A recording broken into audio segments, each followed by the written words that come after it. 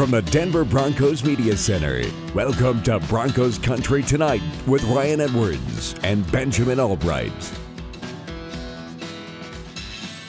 We're going to dedicate the entire show. In fact, I'm going to ask every single guest, should Jaycee Horn be CB1? Because he sure put on a show today at his pro day. Did you see his numbers? Did you see what he did? And that's on top of being already my favorite cornerback, Eric Crocker's favorite cornerback. I did see that. I saw Surtan's numbers yesterday, too. Jaycee Horns are better. I saw that. There you are. Did you realize that Jaycee Horn got a perfect 10 RAS score out of 10? Perfect. I get razzed all the time. Oh, stop it. You know what I mean by that. Relative athletic score. Yeah, Kent Platt does a great job with those. He's fantastic. But basically, the RAS score is, it's a 0-10 scale, okay?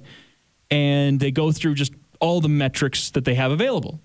Mm-hmm. So whether it's, height, weight, bench, vertical, broad, 40-yard dash, shuttle 3-cone were not available. He didn't do those. Does that bother you that Jaycee Horn didn't do the shuttle or 3-cone? I saw a few people out there saying that was important for them to assess whether or not Jaycee Horn should be in that kind of category.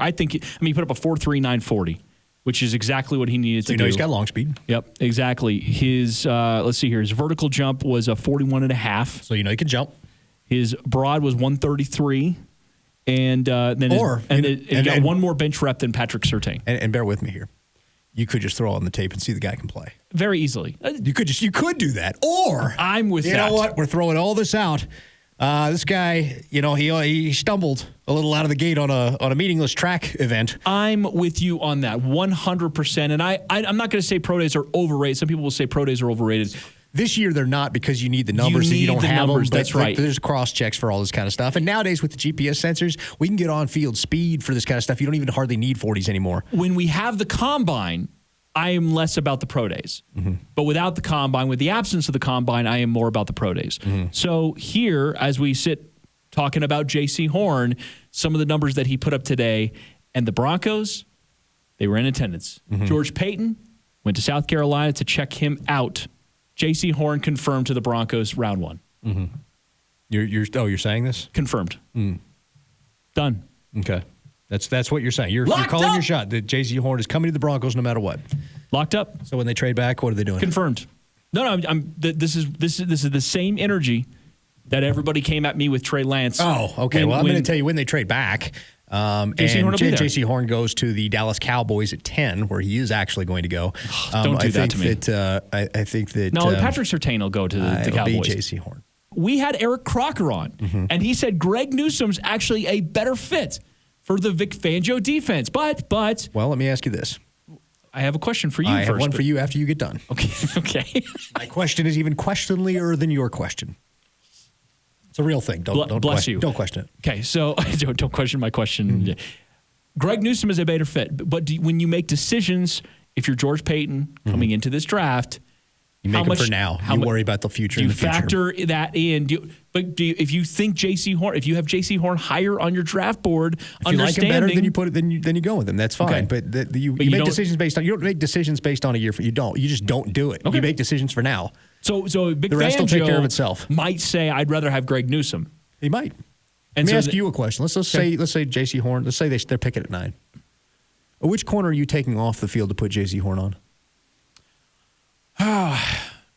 I don't think our corners are going to make it through the entire season. How's that? You're copping out with the injury excuse. I see. No. So you don't have any faith in Bryce Callahan? We have Bryce Callahan on. I'm just going to ask him. Let me just recap. Why Ryan Edwards? Let me recap Bryce Callahan's career. Mm-hmm.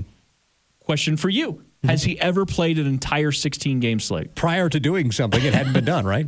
But was Fred Taylor able to stay healthy before he was able to stay healthy? Right? You can't win games. But you know how I feel about this when you have Bryce Callahan, you have So which one are you Kareem punting Jackson, on, Ojemudia or Bassey? Which one of you guys are you punting on? You have Kyle Fuller all on 1-year contracts. Which one of your two boys from last year do you hate, Ojemudia or Bassey? Either. I love those guys. Which one are you punting on? None of them. You need all the depth you can. Oh. Did I not interview Vic Fangio out of the combine and get that very salient quote from him saying that you need to continue to stockpile a cornerback? Right. I am not taking cornerback off of my board at the top of the draft. I'm not. I am still zeroed in. I didn't say you if didn't a good cornerback there is top of my board is there. I am zeroed in on taking a corner. I just asked you a practical question. Yeah, you did ask me. Who are you taking off the field to put that guy on there? You look at the defense as it's constructed. Who are you taking off it? So you're saying we don't do rotations anymore? I'm saying that if you draft somebody at 9, you're drafting them to make an immediate impact. Yeah, I agree. But I don't think if you're drafting them to make an immediate impact, they're going to have to be on the field to make that impact. Yeah, I think so. So who are you taking off the field to do it? At this point, I'm going to have them all compete. Kyle Fuller will clearly be out there. Yeah, we pay $10 million a year to Ronald Darby, but you know what? This guy we drafted at 9, let's throw him out there. Coming up next on Broncos Country Tonight, we check in with DNVR's Ryan Koenigsberg. What does he think about the job George Paton has done in free agency so far? We'll talk to him next.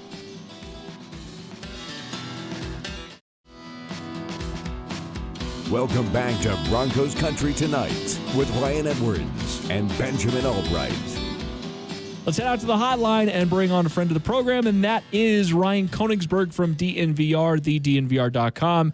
Does fantastic work along with our friends, Andrew Mason and Zach Stevens. RK, what's going on, man? What's up, guys? How are you? We're doing pretty good. It's been a nice little run here for the Broncos in free agency so far. And I guess I'd love to know, what was your favorite move so far? Ooh, man. I think getting Kyle Fuller was my favorite move. I feel like he has potential to be the highest level player of any of the guys they either signed up or re-signed. But, man, you could point to a lot here, and I think that's what's so exciting about this offseason so far. Like, I think you can say Justin Simmons is your favorite move, Shelby Harris is your favorite move, Kareem Jackson, especially at the price they got Kareem Jackson back at. There's so many good moves here already. And, the big thing I've been saying on our podcast is, like, George Paton clearly has a plan. And that should be comforting for Broncos fans. If there was one major critique I heard of John Elway from sources that I talked to, it was that they oftentimes didn't know what the plan is or didn't feel like there was a plan. And I don't think anyone is saying that about George Paton right now. He definitely has a plan. But yeah, and you know what my favorite move was? It was a tie for all of them. Stop it. No, we've been laying it out for 2 months what the plan was. There is a specific plan. It's very obvious there's a plan, as Ryan just said. And he's doing that. And it was funny to watch from our vantage point. It was kind of funny to watch the hot take column start pouring out about 2 hours into free agency. He's stumbling in free agency. He whiffed on early. And I'm like, man, you get this nonsense out of here. Guy's got a plan. He's exercising it, and he continues to do so. The Broncos continue to have plenty of cap space flexibility. They continue to have flexibility going into the draft. And now there's really not a glaring weakness on this roster. People are going to point to quarterback if they want to, and that's fine. I understand we want improvement. But I'm talking about an actual glaring weakness, like something you have to change before you go into next year. Exactly. And I think that's the most exciting part about the draft now is you sit there at 9, and I think it's starting to make a lot of sense to move back from that position. But no matter what you do, you don't have your hands tied, and you don't have teams behind you or in front of you, for that matter, knowing exactly what you've got to do. If you want a quarterback, you can jump up for a quarterback. Or maybe if the quarterback you like is starting to fall, you can stand pat. If he's not there when it comes, you've got another plan in place. Maybe that is move back. Maybe there is, someone else who drops to you that you end up taking there. But having flexibility going into the draft and having other teams trying to guess what you're doing rather than having a really good feel for where you have a big need and, who might be on the board when you pick, it's huge. And like you said, there's no glaring weaknesses. There's certainly places where you'd like to improve, but, I think every team in the NFL could say that. But the Broncos now get to go in and say, if we like a quarterback, we can go get him. If we want to wait, we can wait. If we want to roll, we're comfortable rolling with Drew Lock and seeing how things go, potentially with Deshaun Watson, or seeing how things go into next year's draft, especially if you were to trade back. So there's so much flexibility. There's so much unknown for the other teams around the league about what they want to do, and that's always comforting as well. Ryan, we came into this offseason thinking the Broncos were headed towards a bit of a rebuild on the defensive side. And we thought that this would, hey, there's some aging veterans. You're going to have to get younger. And what they did was kind of, I wouldn't say kick the can down the road, but they got a lot of one-year contracts. They got a lot of flexibility on that side. They've still kind of allowed themselves to be in a rebuild on the defensive side, even though we can also simultaneously say that they've set up to be a top 5 defense. In some ways, I don't know exactly how they pulled that off. Does that change now the way you approach the draft, knowing that, boy, we got a lot of one-year contracts. You probably need to start thinking about what's going to happen after this year. Yeah, and that's a great position to be in as well. You should always be one step ahead of what's going to happen next. So if the Broncos take a corner at number 9, people are going to say, well, how does that help you right away? Especially for a guy like George Paton, who has 6 years on his clock here, he doesn't have to make moves that win right away. Now, he clearly is making moves that are win now, and I think that's kind of surprising in terms of the start to the offseason, and it tells you for anyone who thought that, he might be rearing to get his guy in here at head coach, I think you're seeing now that that's probably not the case. I think you're seeing that he has a lot of belief in Vic Fangio and wants to help Vic Fangio win here and succeed here. But, yeah, again, it goes back to you have the ultimate flexibility because you don't need a corner this year, but if you really like a corner who's there, or maybe you trade back and you say, okay, well, if either of these 2 corners are here, we're happy with that. Those are the things that help you build. And I'm hoping I'm hoping we see that one step ahead mentality from George Paton, and hopefully eventually that's when it starts that translates to free agent signings as well. Sign these guys a year before you think they're going to blow up. Trust your evaluations of what you've seen. You've seen these guys more than anyone. That was one of my biggest criticisms of John Elway. Is he always waited to the last moment to get these deals done. You knew Justin Simmons was going to become Justin Simmons. You could have signed him up to that deal a lot earlier, in my opinion, and saved a lot of money. I'm glad to see that the fruits of this relationship, and it appears to be a very good working relationship, bearing fruit early on in the sense that it looks like the general manager is prepping the head coach to be as prepared as possible for the season and set him up in a position to succeed, which seems to be George Paton's ethos across the board. If you ask anyone who's conversed with him, is basically, how can I set you up to succeed? Exactly. And you know what?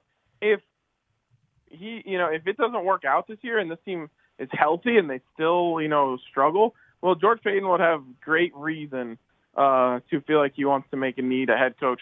But he's kind of taking away the excuses right now. It's going to be hard for Vic Fangio unless health strikes again, and I'll knock on wood for that.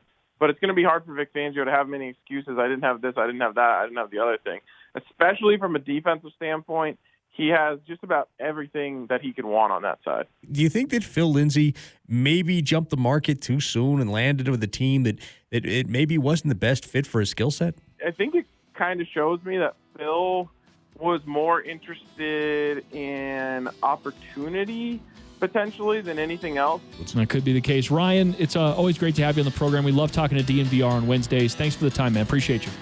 Coming up next on Broncos Country Tonight, the Broncos' options at backup or competition quarterback got a little bit more interesting today. We'll tell you why next.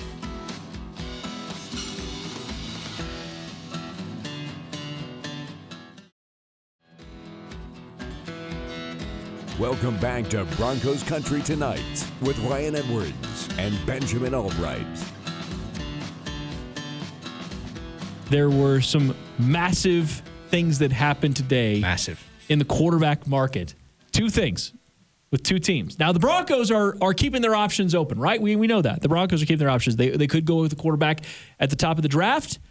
They are still looking at quarterback options to compete with Drew Lock. Mm-hmm. Well, 2 teams today made it very clear, abundantly clear, their intentions with their quarterback rooms. Okay. The most recent one being the Chicago Bears tweeting out QB1 next to Andy Dalton. They forgot the 4. His number's 14. They tweeted out QB1 next to Andy Dalton, and it now shows everybody that Nick Foles will be gone. Nick Foles will not be part of their plans. The Broncos have an opportunity here if they want to bring Nick Foles in. The other one, and this one's a little bit more tongue-in-cheek, but it's still fun for me. The Jacksonville Jaguars today signed C.J. Beathard. All pro. I don't think it's all. I don't think That's it's a thing. right. No, That's no. No, it's not a But thing. they signed C.J. Beathard. They're going to be drafting Trevor Lawrence. There's just simply no reason whatsoever to hold on to Gardner Minshew. The Broncos will absolutely be in the mix to trade for Gardner Minshew. So today, two teams that the Broncos were interested in the backup quarterbacks there, both made their decisions. They basically gave definition to their quarterback rooms, and this is time for the Broncos to make a move. No, we've talked about this for a while. Broncos are eyeballing veteran quarterback options, and some of the options that they are eyeballing are Nick Foles, who was 14-4 as a starter with Pat Shurmur as his OC, threw for 40 touchdowns to 12 interceptions during that span and a 65% completion percentage. And then Gardner Minshew, a guy that Vic Fangio noticed playing against him a couple of years ago and said the kid kind of has it. Doesn't have all the greatest tools in the world, but kind of has that it factor.